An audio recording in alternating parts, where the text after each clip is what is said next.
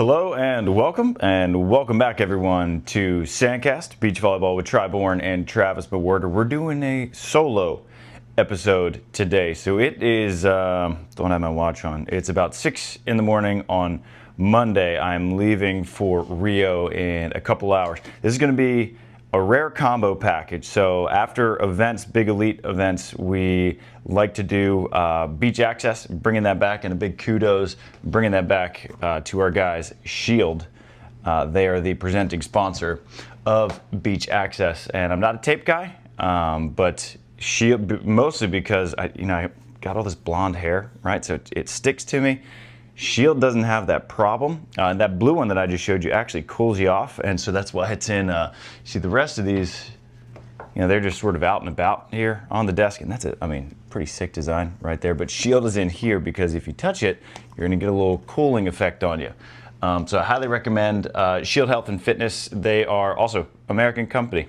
Only in America. They manufacture in the U.S., so you love to see it. But a shout out to Shield for bringing back beach access. And so if you're looking for any sort of tape on your shoulder, your back, your knees, whatever it may be, they got you covered. Link in the show notes as well for a discount code.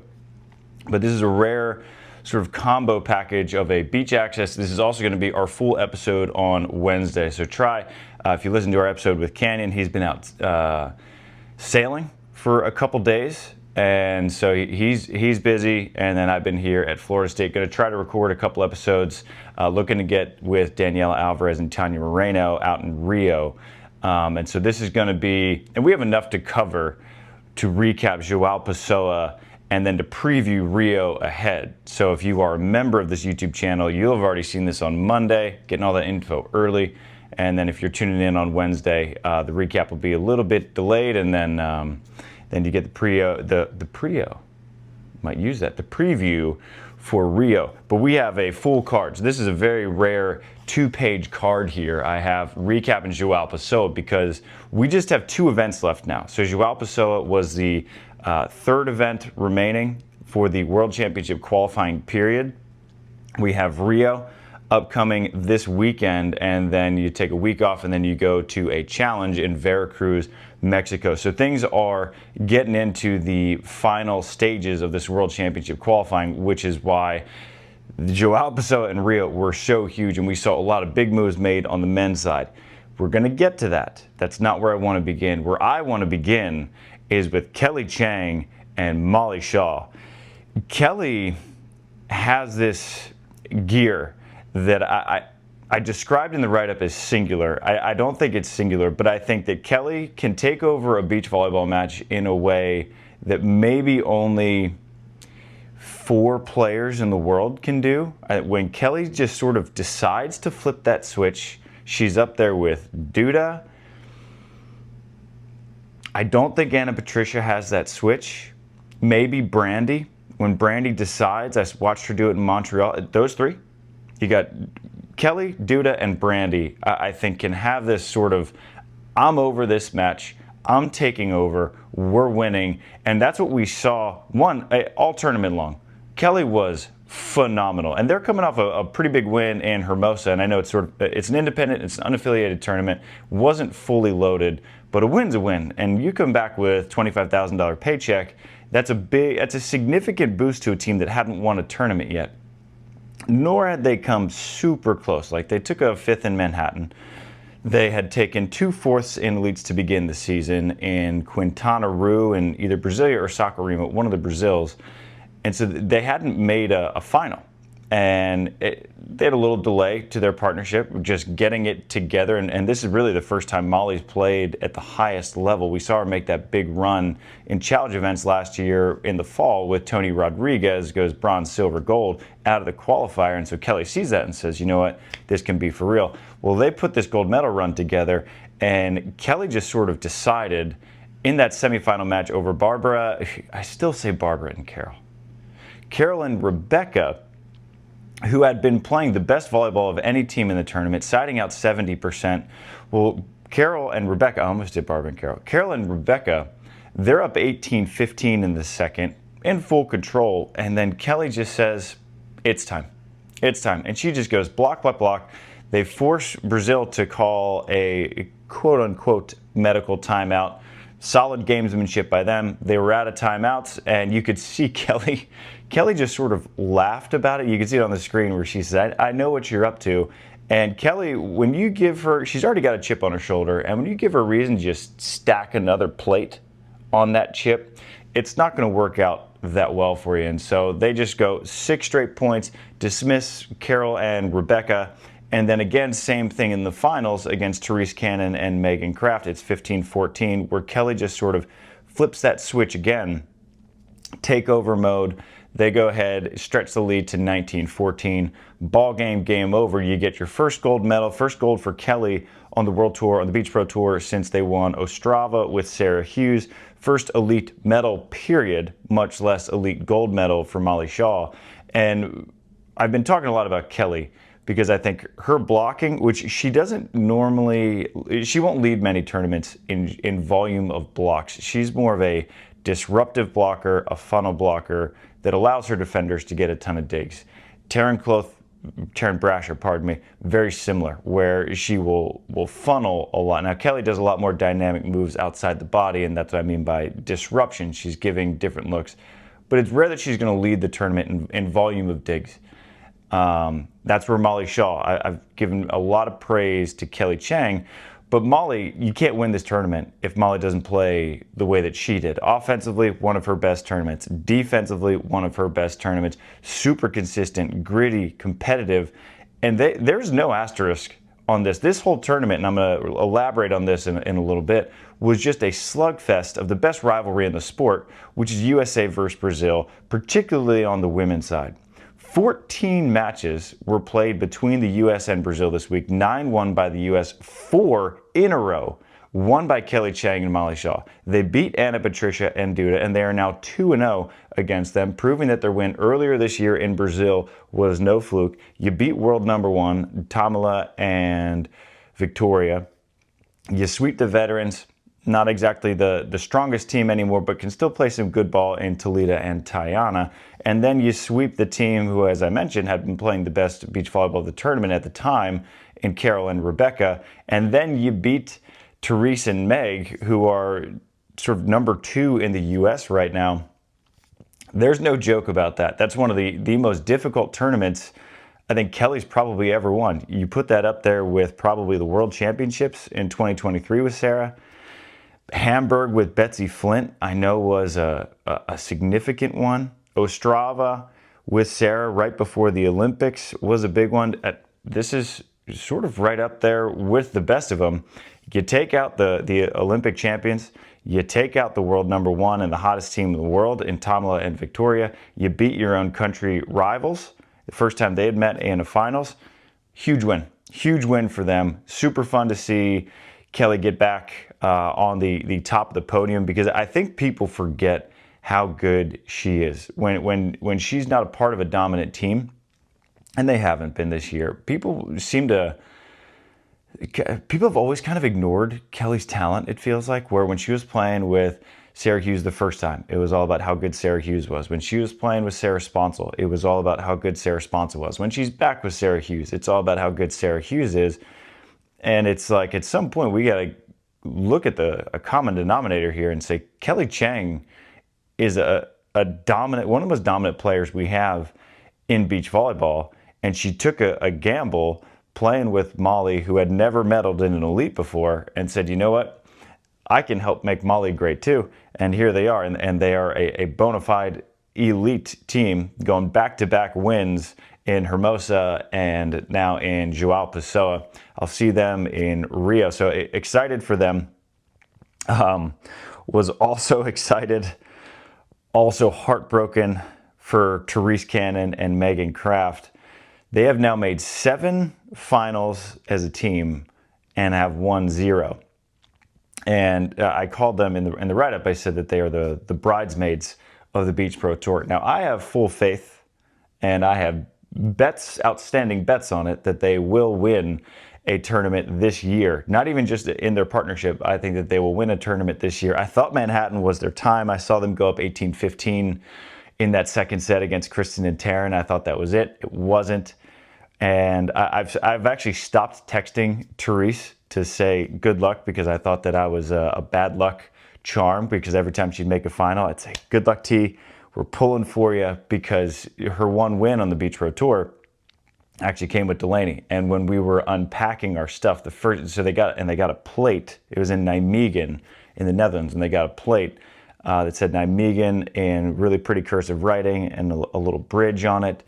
And I texted that to her when I was unpacking it. It was literally the first thing I unpacked. And I look at that plate every single day that I do the dishes. And so we love Terese in this household. She's been one of our closest friends for a long time.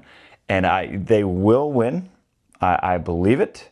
I feel it. I don't know when it will be. World Champs would be quite the apt time to get your first gold medal. But they also had a great tournament. Another silver medal finish for them. It's eight second place finishes if you include Hermosa a year ago, where they lost in a double final to Kelly Cheng and Sarah Hughes. They just didn't quite have it in that gold medal match. And I also want to acknowledge that there's a little bit of luck involved in some of these silver medal finishes, because this system that they have in Elite 16s is totally bizarre, where if you go to that round of 12 and you can lose in advance. And I've talked about the bizarreness of the system and how much I dislike it, so I won't do so here. And it's called a lucky loser, but you also make your own luck, because you only advance by losing if you have flattened teams in pool play and if you kept that loss in the round of 12 close. Well, Terese and Meg have now done that 3 times this year alone. They have won that lucky loser bid because they have so thoroughly dominated in pool play. And then poor Melissa Paredes and Brandy Wilkerson, they've now lost twice to a team that has been resurrected. Meanwhile, Mel and Brandy hadn't lost at all. And so say what you will about the fairness of the system and how silly it is to try to attempt to follow it, where you have teams who are losing and advancing. But Terese and Meg have made good on their second lives, and just another bridesmaid finish for the bridesmaids. At some point, they will be brides. They will get their flowers. And so they're going into Rio looking for that gold medal. Quick coffee break. It's early. It's like 6:30 in the morning right here. And just a heads up, my son wakes up anywhere between 6:50 and 7:30. And he sits on the top of the landing upstairs, and he just says, "Daddo, it's time to play Magna-Tiles." So if you hear that, we might have a brief Magna-Tile timeout, and we'll see if we can get Magna-Tiles to sponsor one of these episodes.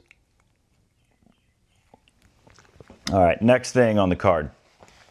Evandro and Arthur, Parabéns, a huge gold medal for them. Their first gold medal since Brasilia a year ago.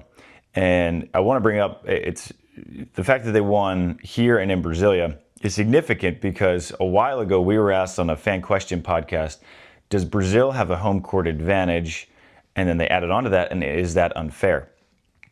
First part of the question, 100% they have a home court advantage. Brazil is the stop that I think has the truest sports fans in beach volleyball. You'll go to a lot of places around the Beach Pro Tour, and I've been very impressed with the crowds that have shown up in Ostrava, in Stad, in Hamburg, in Mexico, in Brazil. Everywhere I've been this year, the crowds have been outstanding, but they're so polite. They'll root for anyone. They don't care who's out there. They just want to see good beach volleyball, and they'll root well for their home teams. But in Brazil, if you're not Brazilian, you're not getting cheered for unless there's no Brazilians for them to root for. They come in, if there's a match at 9, and this is not an exaggeration, I have seen it in person, there is a queue outside the stadium at 6 in the morning because people want to get there. They're all wearing the same stuff. They got people banging drums, they're singing, they're dancing, they're pounding caipirinhas all morning, all evening long. Their voices are hoarse, and they just charge the whole time. It is a raucous, wild sporting atmosphere, and I highly recommend, if you haven't been to Brazil, get out to an event in Brazil and just enjoy the atmosphere. It's a festival of beach volleyball and appreciation for their home teams. So Evandro and Arthur, they've played 32 events as a team. Most events Evandro has ever played with a single partner. So they've won 6 medals now. 4 of those have come in Brazil. All 3 of their golds have come in Brazil. It was here in Joao Pessoa, in Brasilia, and in Recife, where Evandro went absolute god mode, had 37 aces. Never seen anything like it. I mentioned that Kelly Cheng sort of has this singular ability to dominate Evandro, does the same thing when his serve is on. Good night. So, and Evandro and Arthur, they really hadn't done anything this season outside of Brazil. They took a silver medal in Brasilia earlier this year, and then they were just kind of, bring them back to Brazil, and they just become this extra version of themselves. It's like they're able to come back and get the powers of the Black Panther restored in them, going back to Wakanda or something, because they're just outstanding in Brazil. And the second part of that question was, is it an unfair advantage for Brazil? No, absolutely not. This is the reward that they get. Hosting events is not a cheap thing. And Brazil is hosting 5 elites this season since Itapema got added in December. They put all that money out there to put on A, fantastic beach volleyball events, and B, you earn it. That is the reward. That's the incentive to host events, is say, hey, you can put the money forth to bring people to your city, and then also to give your home teams an advantage. Good for them. And other countries, if you want a home court advantage, start hosting events. I'm excited to see what Newport can bring. So if you guys want to put out an event similar, if you want to provide that home court advantage, remember when Fort Lauderdale was a huge major and Phil Dahlhauser and Nick Lucena just went gangbusters through that one? Place was awesome. That's what I'm hoping Newport can be, because that's what Brazil is every single time. And that's what I'm anticipating the same thing that Rio will be when I get out there later today. On to the silver medalists.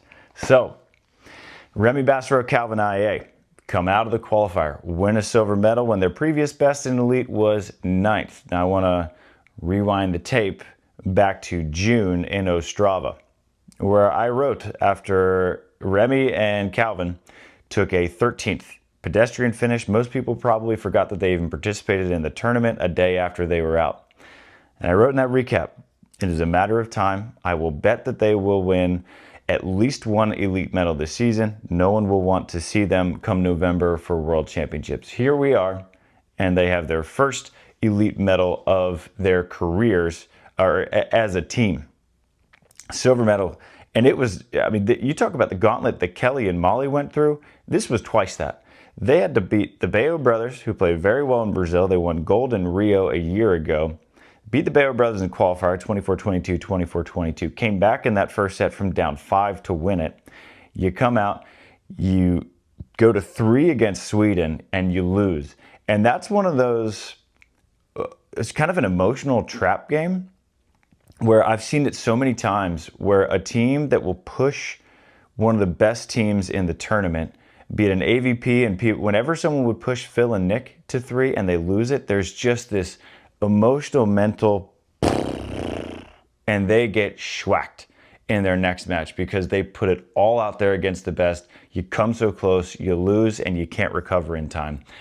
Almost happened to Remi and Calvin. They're down 8-6 in the third set to Chaim, Schalk, and James Shaw, and I will get to more of them at the end of this episode. And Calvin passes one past the end line, getting this towering set coming over his shoulder. Set's probably 10 feet off the net, 3 meters off the net, however you want to describe it. James pulls, and Calvin just Yahtzees this deep seam swing. Now, instead of 9-6, which is what it would have been on any reasonable swing, it's now 8-7 because Calvin went superhero mode. And then you have, like, the difference between an 8-7 switch and a 9 switch, it's hard to describe how big it is, but it was huge. That was a huge swing. And Mike Playchek, in their timeout, he said as much. He's like, listen, don't worry about that swing. Like, that was crazy. James proceeds to get hosed on an outrageous lift call. And I caught myself because I was going to say double. He was called on a lift. Now, James, he's got these high, fast hands. He'll double every now and then. He will not lift the ball. Terrible call, terrible time. That said, bad calls happen to everyone. Calvin and Remi make the most of it. come back, win that in 3, and then they just go on this tour de force. They beat the Capogrosso brothers of Argentina, who were playing very well in that tournament. They beat Stefan Boermans, Jorick de Groot. They beat Timo Hammerberg and Tim Berger. Then at that point, it should be no surprise that they beat Alex Brouwer and Steven van de Velde, coming back within 3. Fall short against Evandro and Arthur, who don't lose in Brazil. And so a silver medal.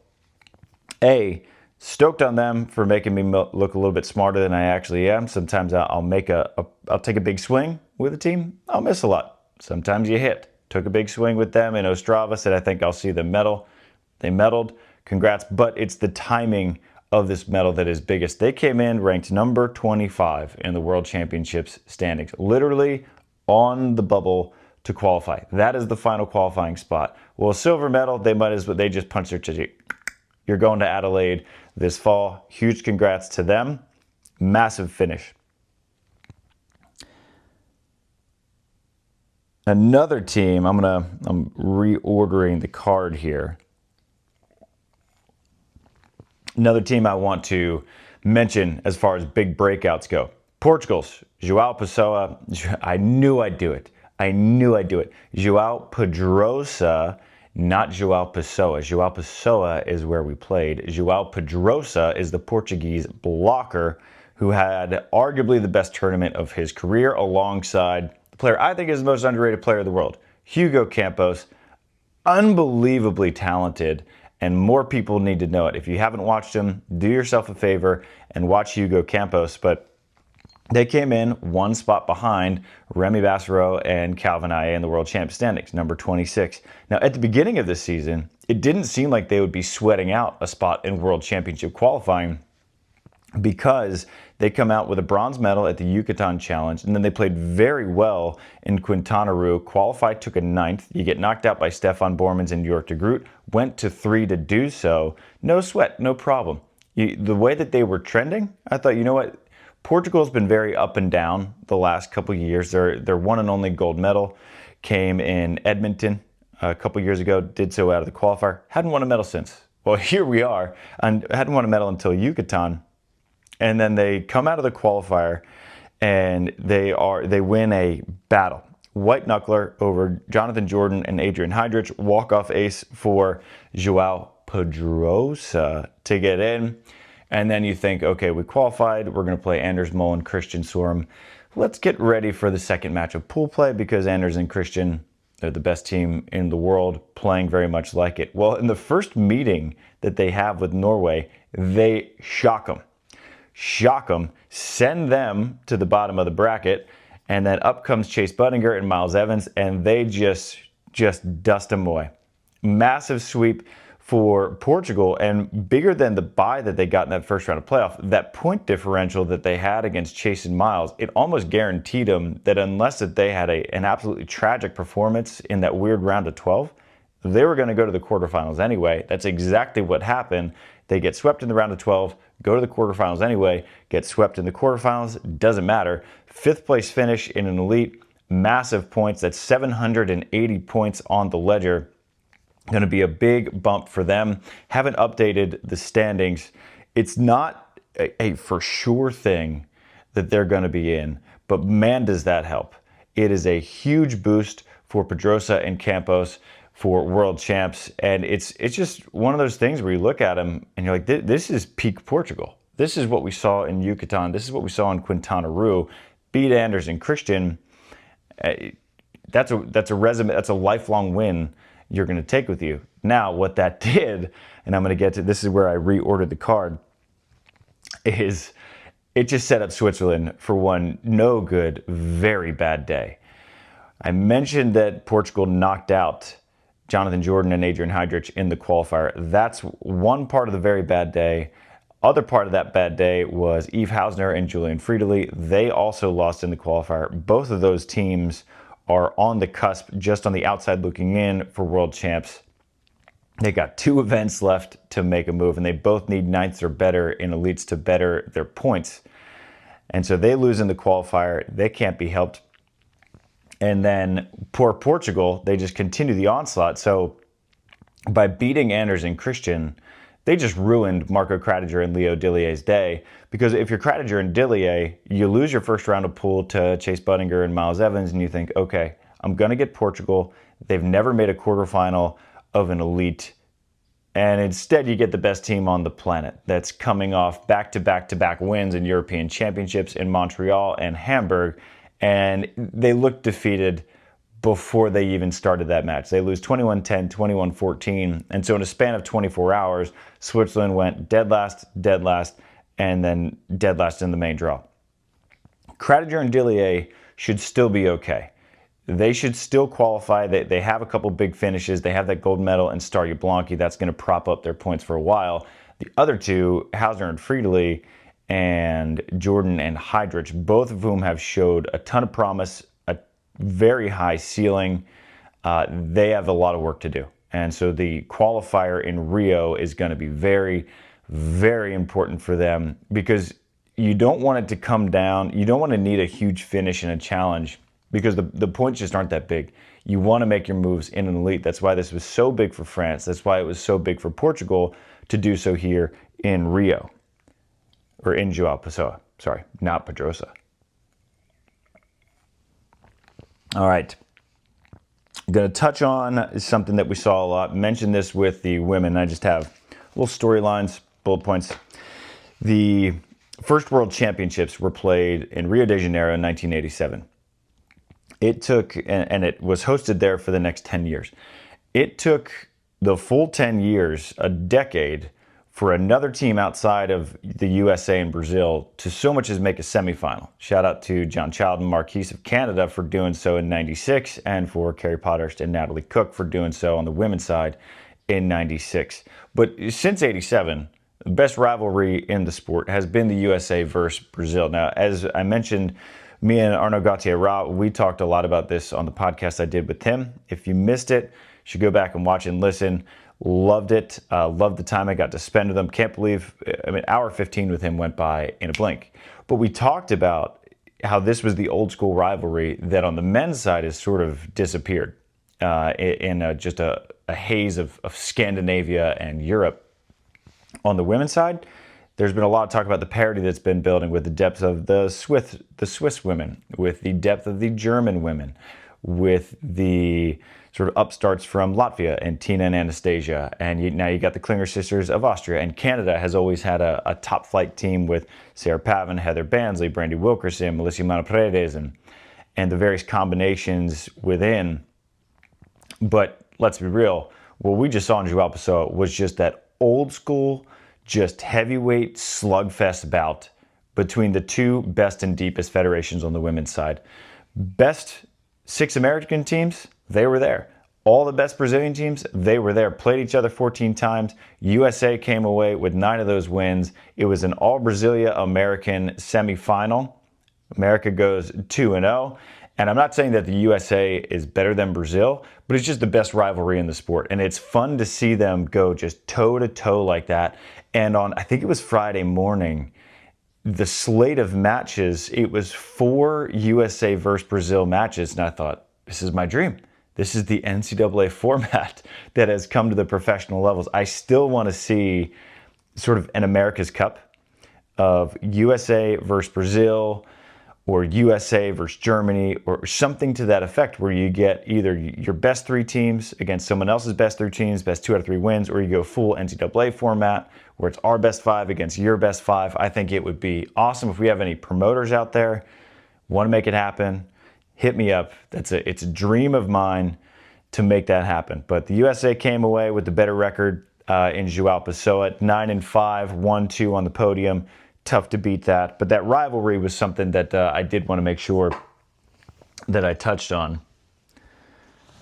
And let's see, that might be it for that side of the card. Now we have one more.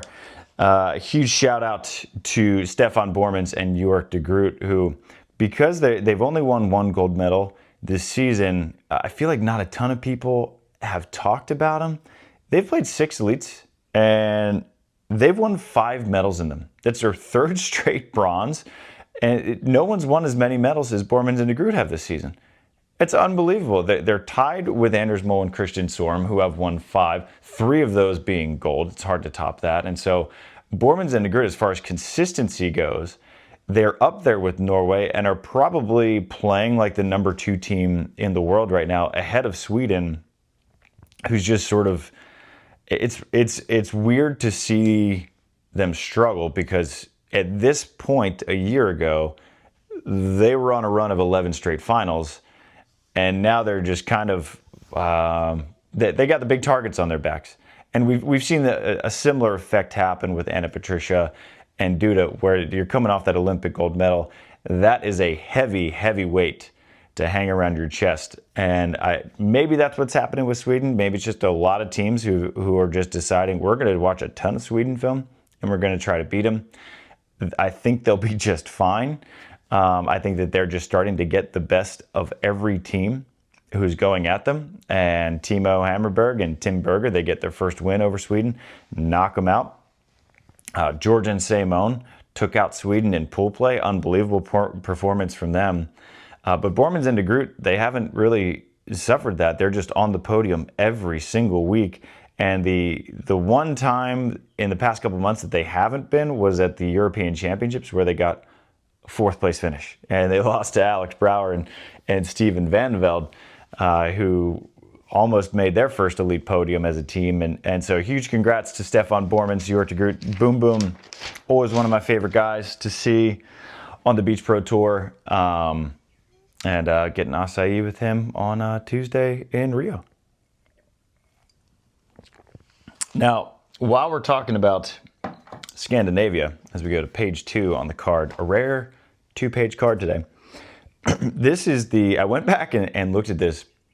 So the first Elite 16 in this new Beach Pro Tour format of Futures, Challenges, and Elites was held in Rosarito, Mexico in 2022. From then till now, there have been zero semifinals that have not featured either Norway or Sweden in a tournament in which one of those teams played and did not forfeit. So you'll find a handful where either Norway and Sweden didn't play. And if you want to count that against them and say, oh, I found an elite in Paris where there was no Scandinavian teams, well, they didn't play. So if you want to count it against them, you can. I won't. You'll find a couple where Anders and Christian had some health problems. They forfeited out. If you want to count it against them, you can. I will not.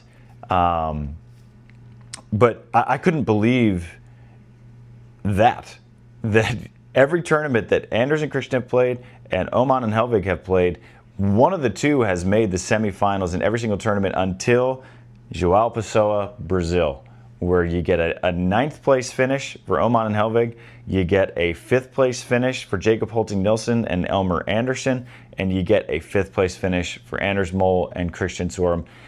At some point it was bound to happen. It took 3 years for it to happen, which is insane.